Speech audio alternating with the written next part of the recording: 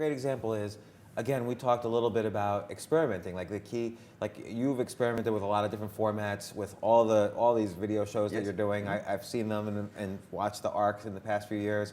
And you look at like all these great companies like even Google, they experimented with different ways to make money. They experimented with different types of algorithms.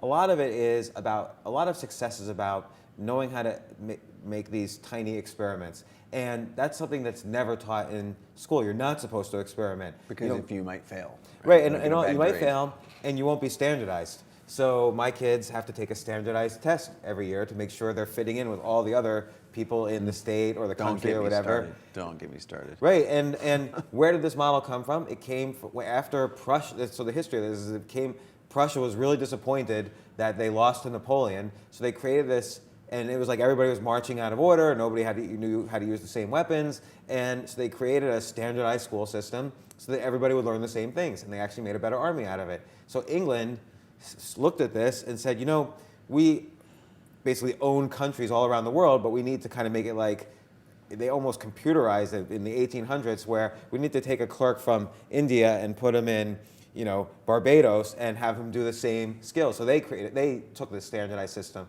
And then Horace Mann in the US said, okay, looks great. We're going to make a standardized school system as well. So we're going to teach physics, math, English, Latin, whatever, in 40-minute increments. And that's what we have today.